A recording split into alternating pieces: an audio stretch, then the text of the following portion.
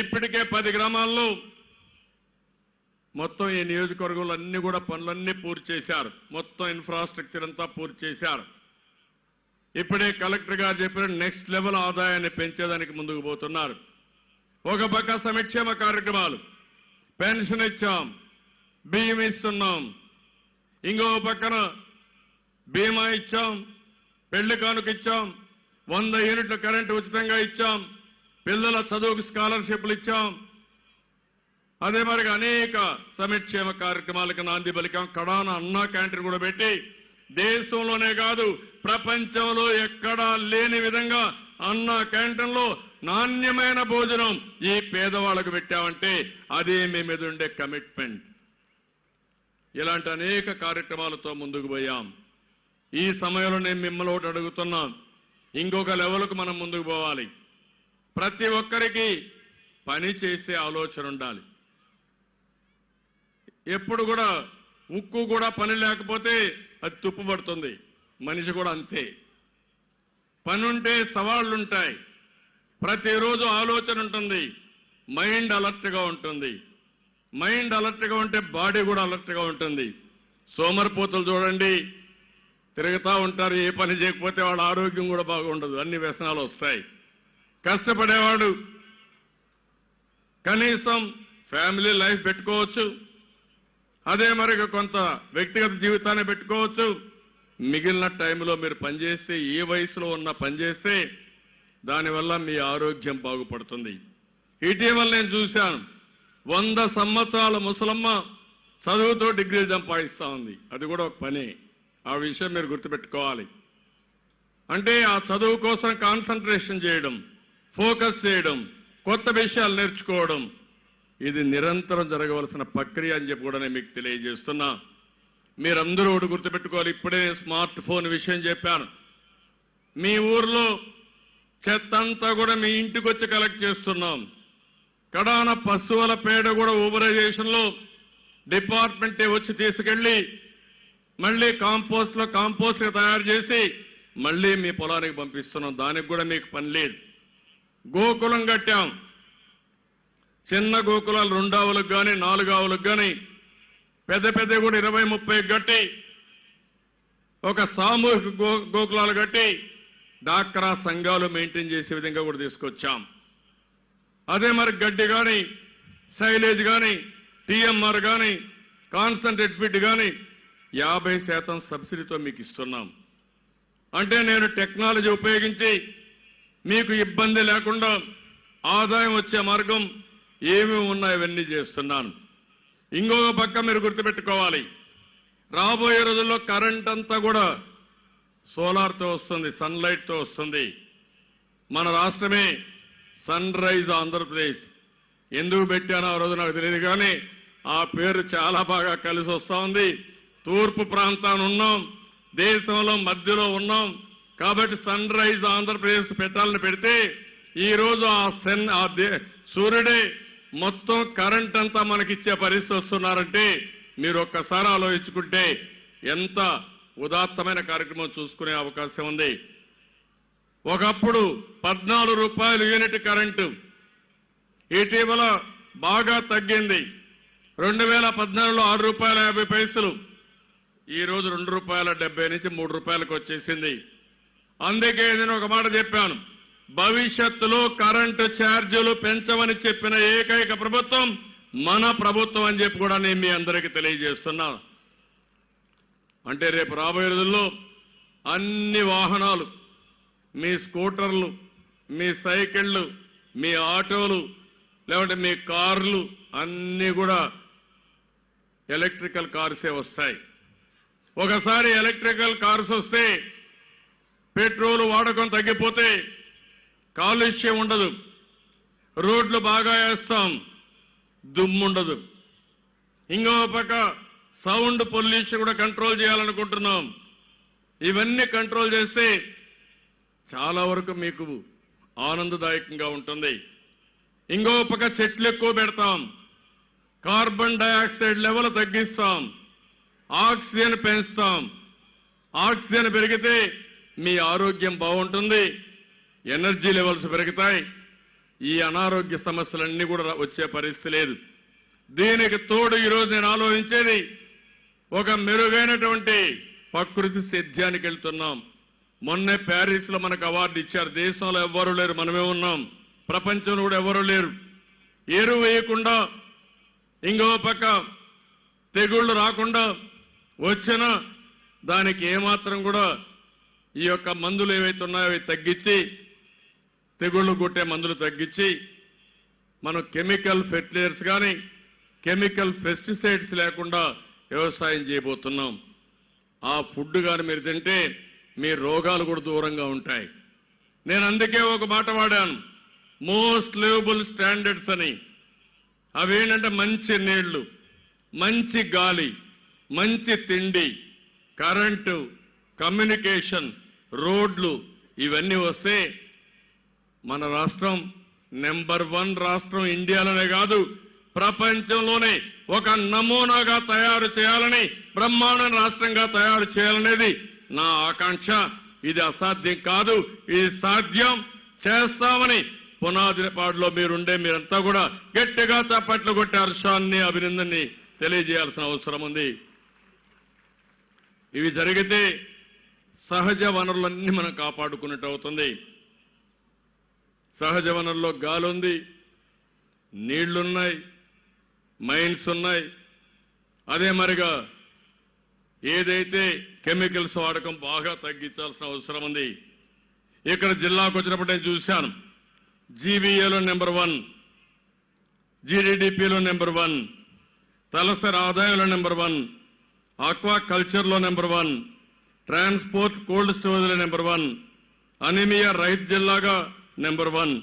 భూధార్ కార్డులు జారీ చేసింది ఇక్కడి నుంచే ప్రారంభించాం. భవిష్యత్తులో దేశానికే కాదు ప్రపంచానికే భూధార్ అనేది ఒక ఆదర్శం. దానికి శ్రీకారం చుట్టిన జిల్లా ఈ కృష్ణా జిల్లా అని చెప్పి కూడా నేను మీకు తెలియజేస్తున్నా. అభివృద్ధి సంక్షేమం బాగా చేస్తున్నాం. గ్రామ దర్శనంలో కూడా సాటిస్ఫాక్షన్ బాగా వచ్చింది. ఇది తలుసుకున్నప్పుడు చాలా ఆనందం కలుగుతుంది. నాకు అనుమానం లేదు, ఒక నాయకత్వం బాగుంటే జిల్లాలో ఎమ్మెల్యేలు చూశాను, మంత్రులను చూశాం, ఇంకో పక్క అడ్మినిస్ట్రేషన్ చూస్తున్నాం. ఇద్దరు కూడా సమర్థవంతంగా పనిచేస్తున్నారు. భవిష్యత్తులో మళ్ళీ ఇక్కడే పోర్ట్ వస్తుంది, బందర్ పోర్ట్ వస్తుంది. బందర్ పోర్ట్ వచ్చి అమరావతి నగరం వస్తే ఈ ప్రాంతానికి ఎంత విలువ పెరుగుతుందో మీరే ఆలోచించాల్సిన అవసరం ఉంది.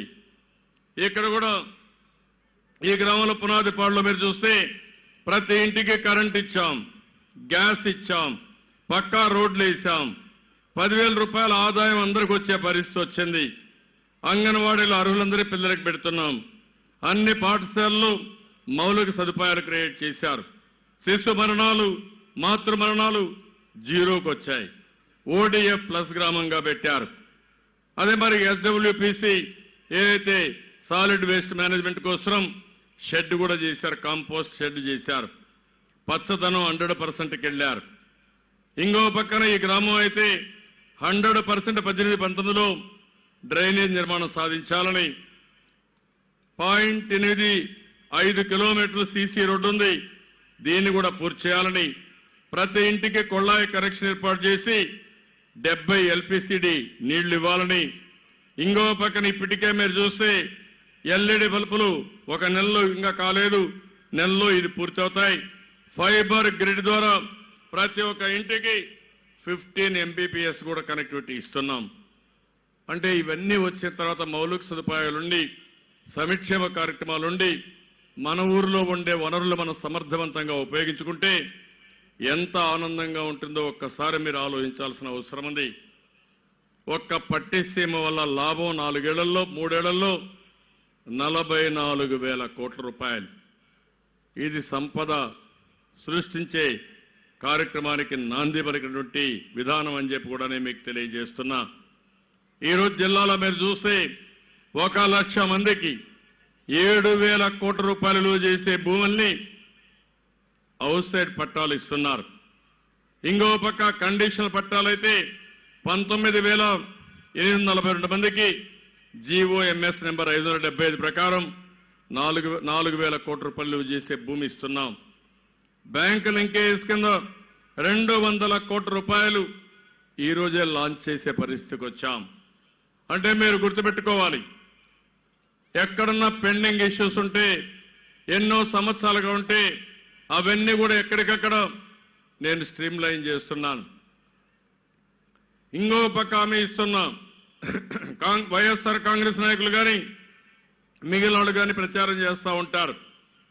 కొంతమంది కాలువ గట్టులపై ఇళ్లు కట్టుకున్నారు. వాళ్లకుండే ఇబ్బందుల్లో ఎక్కడా లేకపోతే పాపం కొంత బాధపడి అక్కడ ఇండ్లు కట్టుకున్నారు. ఎవరికైనా హామీ ఇస్తున్నా, మిమ్మల్ని ఉన్న పడంగా ఎప్పుడూ ఈ ప్రభుత్వం వెకేట్ చేపించదు. అన్ని విధాలా మీకు ఇండ్లు కట్టించిన తర్వాతనే ప్రత్యామ్నాయం మీకు అనుకూలంగా మీకు నచ్చిన ప్లేస్ లో ఇచ్చిన తర్వాతనే అలాంటి కార్యక్రమాలు ఆలోచిస్తాం తప్ప లేకపోతే ఆలోచించాం. సంవత్సరాలుగా పెండింగ్ ఉన్నాయి. కానీ ఈరోజు నేను పట్టాలు ఇచ్చాను. అడవిలో ఉంటే పట్టా ఇచ్చాను. ఇది ఫారెస్ట్ వీలు కాదన్నారు. పర్వాలేదు, పేదవాడు ఇల్లు కట్టుకున్నాడు, పేదవాడికి ఇవ్వాలని చట్టాలను మార్చి పేదవాళ్లకు పట్టాలు ఇచ్చిన ఘనత ఈ ప్రభుత్వం అని చెప్పి కూడా నేను మీకు తెలియజేస్తున్నా. ఇలాంటి కార్యక్రమాలతో ముందుకు పోయినప్పుడు, ఇక్కడికి వచ్చినప్పుడు 1-2 ఇష్యూస్ అడిగారు. ఒక రోడ్డు విషయం, ఈ జడ్పీటీసీలో జడ్పీ స్కూల్లో ఒక స్పోర్ట్స్ కాంప్లెక్స్ ఒకటి కట్టాలని చెప్పి అడిగారు. ఇది కూడా శాంక్షన్ చేస్తాం. ఇక్కడి నుంచి పక్క గ్రామానికి ఒక రోడ్డు కావాలన్నారు. అది కూడా శాంక్షన్ చేస్తామని చెప్పి మీ అందరికీ హామీ ఇస్తున్నాను. ఇది కాకుండా ఏ సమస్య ఉన్నా చేసే అన్ని సమస్యల పరిష్కారానికి ప్రభుత్వం కృషి చేస్తాం. నేను మిమ్మల్ని ఒకటే అడుగుతున్నా, ఈరోజు రాజకీయాలు కూడా మీరు ఆలోచించుకోవాల్సిన అవసరం ఉంది. 2014లో మీరు అందరూ నా మీద అభిమానం పెట్టారు. విభజన జరిగింది. జరిగినప్పుడు ఆలోచించారు, నేనైతే తప్ప ఈ రాష్ట్రం బాగుపడదని. ఆ రోజు మీరందరూ కూడా ఏకపక్షంగా నిలబడి నాకు సహకరించారు, గెలిపించారు. ఈ ప్రగతి జరిగిందంటే అది మీ వల్ల జరిగిందని చెప్పి కూడా నేను మీకు తెలియజేస్తున్నా. అయితే కేంద్రం సహకరించలేదు. మనల్ని ఎక్కడికెక్కడ అణగదొక్కే పరిస్థితి వచ్చారు. నమ్మించి మోసం చేశారు. నరేంద్ర మోడీ గారు అన్ని రంగాల్లో ఫెయిల్ అయ్యాడు. పెద్ద నోట్ల రద్దు, జీఎస్టీ విధానం, ధరలు పెరిగిపోవడం, ఉద్యోగాలు పూర్తిగా పోవడం, ఇంకో పక్క ఆర్థిక వ్యవస్థ చిన్నాభిన్నమైపోవడం, ఇలాంటి చాలా జరిగాయి. దాన్ని కప్పిపుచ్చుకోవాలని ఎవరన్నా మాట్లాడితే వాళ్ళపైన దాడులు చేస్తున్నారు. మనకి ఇవ్వాల్సిన ధర్మంగా రావాల్సిన హక్కుల్ని కాలరాసి ఈరోజు అడిగితే మన మీద దాడులు చేస్తున్నారు. మన మీదనే కాదు, దేశం అంతా కూడా చేస్తున్నారు. ఈరోజు మీరు ఆలోచన త్రిబుల్ తలాక్ ఉంది, దాన్ని మనం వ్యతిరేకించాం. దానికి కారణం త్రిబుల్ తలాక్ వల్ల ఆ మ్యారేజ్ చెల్లదంటే పర్వాలేదు, కానీ ఒకవేళ ఆ తర్వాత ఎవరైతే మగవాళ్ళని జైల్లో పెట్టి ప్రాసిక్యూట్ చేస్తామనే శిక్ష తీసుకొచ్చారు. అదే హిందువులకు కానీ వేరే వర్గాలకు లేకుండా ఒక్క ముస్లింలకి పనిచేస్తే ఎందుకు మీరు ఈ విధంగా చేస్తున్నారని గట్టిగా అడిగాం. సమాధానం చెప్పే పరిస్థితిలో లేరు. అంటే వీళ్ళ ఉద్దేశం ముస్లింల్ని బాధ పెట్టాలని, అణగదొక్కాలని, కుటుంబ వ్యవస్థ దెబ్బతీయాలని ఇలాంటి తప్పుడు పనులు చేసే పరిస్థితికి వచ్చారు. ఇంకో పక్క మీరు చూశారు, కేరళలో ఏదో సుప్రీంకోర్టుకు నిర్ణయం ఇస్తే ఆ సుప్రీంకోర్టు నిర్ణయానికి వ్యతిరేకంగా బీజేపీ పార్టీ పనిచేస్తూ ఒక మంచి రాష్ట్రం కేరళ, సుందరమైన ప్రాంతం, గాడ్స్ ఓన్ కంట్రీ కూడా. అక్కడ టూరిజం బాగా ఉంటుంది, అందరూ చదువుకున్నారు, విదేశాలకు వెళ్ళారు. అలాంటి రాష్ట్రాన్ని ఈరోజు అతలాకుతలం చేసే పరిస్థితికి వచ్చారు రాజకీయం కోసం. అక్కడ చూస్తా ఉంటే బాంబులు వేసుకోవడం, మనుషులు చంపుకోవడం, ఇరు వర్గాల మధ్య లేనిపోని వైమనస్యాలు సృష్టించారంటే ఎంత దుర్మార్గం మీరు ఆలోచించుకోవాల్సిన అవసరం ఉంది. నిన్ననే ఉత్తరప్రదేశ్లో మీరు చూశారు, అఖిలేష్ మాయావతి ఇద్దరు కూడా సీట్ల అడ్జస్ట్మెంట్కి వచ్చారు. సీట్ల అడ్జస్ట్మెంట్కి వస్తే ఇమ్మీడియట్ గా అఖిలేష్ పైన పాత కేసులుంటే సిబిఐ ఎంక్వైరీ చేస్తామని మళ్ళా దాన్ని కూడా ఎంక్వైరీ చేసి చంద్రకళని ఒక ఆఫీసర్ ద్వారా ఎంక్వైరీ చేసి రైడ్స్ చేపించే పరిస్థితికి వచ్చారు. మన దగ్గర ఎంపీల పైన చేశారు, ఎమ్మెల్యేల పైన చేశారు, పారిశ్రామికవేత్తల పైన చేశారు. అంటే వీళ్ళ ఉద్దేశం ఒకటి, అణగదొక్కాలి. ఎవరైనా కానీ వీళ్ళు చెప్పినట్టు వినకపోతే అన్ని విధాలా అణగదొక్కే కార్యక్రమాన్ని చేస్తున్నారు. మొన్నే చూశారు కోడికత్తి పార్టీ. ఏం తమ్ముళ్ళు, కోడికత్తి పైన మీ అందరికి అవగాహన ఉందా లేదా అని మిమ్మల్ని అడుగుతున్నా. ఉందంటే గట్టిగా చెప్పండి, కూడా చెప్పండి మాకందరికి అవగాహన ఉందని. ఆ కోడికత్తికి నాకేమైనా సంబంధం ఉందా? ఎవరో వాళ్ళ ఫ్యాను కథను ఈ కోడికత్తి ఉపయోగిస్తే మా నాయకుడికి లాభం వస్తుంది, సానుభూతి వస్తుంది అతను చేస్తే దానిపైన మన మీద బురద జల్లే కార్యక్రమానికి శ్రీకారం చుట్టారు. నేను ఎన్నోసార్లు చెప్పాను, బీజేపీ కోడికత్తి పార్టీ రెండు ఒకటేనని. ఈరోజు మీరు చూడండి, దాన్ని అన్యాయకిస్తారు. అంటే లా అండ్ ఆర్డర్ మెయింటైన్ చేసేది రాష్ట్రం. అలాంటి రాష్ట్ర హక్కులు కూడా నేరుగా హరించే విధంగా లేని దాన్ని సృష్టించడానికి, లేనిపోని అపోహలు తేవడానికి, తప్పుడు వ్యక్తుల్ని పరిరక్షించడానికి అధికారాన్ని దుర్వినియోగం చేసే పరిస్థితికి వచ్చారు. అంత మునుపు మీరు చూశారు, విజయ్ మల్య ఈరోజు మీరు చూశారు పేపర్లో పట్టుకొస్తా ఉన్నారు.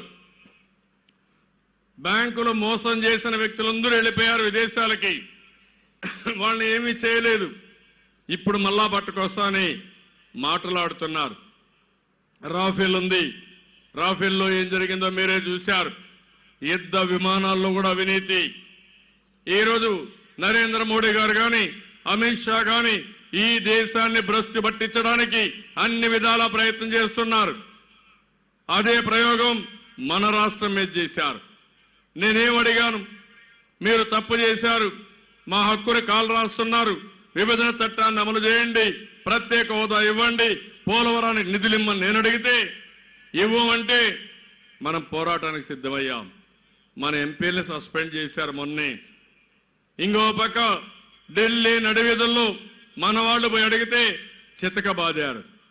ఇప్పుడు కొత్తగా వైఎస్ఆర్ కాంగ్రెస్ నాయకుడు జగన్, ఒక పక్క కేసీఆర్, ఇంకో పక్క మోడీ అందరూ కలిసి మన రాష్ట్రం పైన పడ్డారు.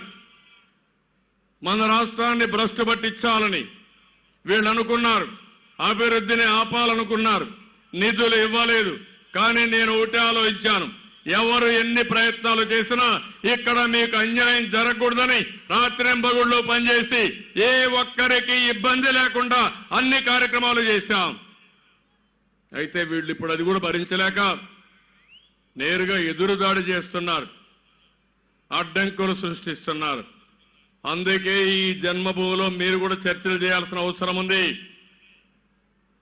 ఒక విధంగా చెప్పాలంటే వీళ్ళు ఎవరు మనం ఏదైనా చేయాలంటే దానికి కూడా అడ్డం పడే పరిస్థితికి వచ్చారు. ఇంకో పక్కన మీరు ఒకసారి చూస్తే అనేక విషయాల్ని నేను దావోసు పోతాను, దాన్ని కూడా రాజకీయం చేసి మీరు పోవడానికి వీలు లేదని. అంటే ఒక రాష్ట్ర ముఖ్యమంత్రిగా మీరు ఇక్కడ ఇండస్ట్రీస్ రాకుండా చేసినప్పుడు నేను ప్రపంచమంతా తిరిగి పెట్టుబడులు ఆకర్షించడం తప్ప అని మిమ్మల్ని అడుగుతున్నాను. మీకు ఎవరెక్కడ అధికారం ఇచ్చారని అడుగుతున్నాను. ఇదేనా కోఆపరేటివ్ ఫెడరలిజం అంటే అడుగుతున్నాను.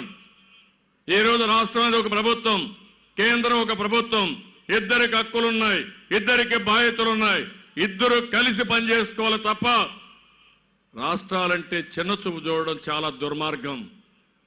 అలాంటి విషయాల్లో కూడా మనం అర్థం చేసుకోవాలి. కేంద్రం యొక్క పెత్తందారి వ్యవస్థకి ఎప్పుడు కూడా స్వీకరించాం, అనుమతించాం. అదే ఎన్టీ రామారావు గారు ఇచ్చిన స్ఫూర్తి, ఆత్మగౌరవ నినాదం అని చెప్పి మరొక్కసారి మీ అందరికీ విజ్ఞప్తి చేస్తున్నాను. తెలుగువాడు ఎక్కడ కూడా రాజీ పడడు. ఆ విషయం గుర్తుపెట్టుకోవాల్సిన అవసరం ఉంది. అవసరమైతే అన్ని విధాల పోరాడతాం. తప్పుడు వ్యక్తులు, తప్పుడు విధానాలతో, తప్పుడు లాలూచీలతో రాష్ట్రాన్ని దెబ్బతీయాలనుకుంటే ఈ రాష్ట్రంలో జరగదు. చైతన్యం ఉన్న రాష్ట్రం ఆంధ్రప్రదేశ్ రాష్ట్రం. తప్పకుండా కాపాడుకునే శక్తి, ఈ రాష్ట్రాన్ని ముందుకు తీసుకుపోయే తెలివితేటలుండే రాష్ట్రం ఇది. ఆ విషయం మీరు గుర్తుపెట్టుకోవాల్సిన అవసరం ఉంది. నరేంద్ర మోడీకి ఎప్పుడు భయం మనం చూస్తే, ఎందుకంటే మనం పైకొస్తే గుజరాత్ కిందికి వెళ్ళిపోతుంది కాబట్టి మనల్ని ఎన్నిక లాగాలని చూస్తున్నాడు. మీరు ఎన్ని లాగినా ఆంధ్రప్రదేశ్ గుజరాత్ కంటే ముందుంటుంది, దేశంలో మొదటి స్థానంలో ఉంటుంది. ఆ తెలివితేటలు మాకున్నాయి, ఆ కష్టపడే మనస్తత్వం మాకుంది. చేస్తామని గట్టిగా చప్పట్లు కొట్టి ఈ పునాది పాటలో మీరు చెప్పాల్సిన అవసరం ఉంది. అందుకే ఈ జన్మభూమి ఒక చైతన్య వేదిక, కార్యక్రమాలకు స్ఫూర్తి. అందరూ కలిసి ఏ విధంగా చేయాలనో అలాంటి కలిసి పని చేసుకోవడానికి సామాజిక స్పృహకి ఇది ఒక వేదికగా పనిచేయాలని మరొక్కసారి కోరుకుంటూ, నేను చాలా గ్రామ సభలు చూస్తున్నాను కానీ ఈరోజు ఈ గ్రామ సభ చూసిన తర్వాత నేను చాలా ఆనందపడుతున్నా. అన్ని గ్రామాలు ఈ విధంగా తయారు కావాలనేది నా ఆకాంక్ష. తప్పకుండా తయారు చేస్తామని మరొక్కసారి మీ అందరికీ హామీ ఇస్తూ అందరికీ నమస్కారాలు. జై హింద్, జై జన్మభూమి. ధన్యవాదాలు గౌరవనీయులైన ముఖ్యమంత్రి గారు. ఇప్పుడు రాష్ట్రంలో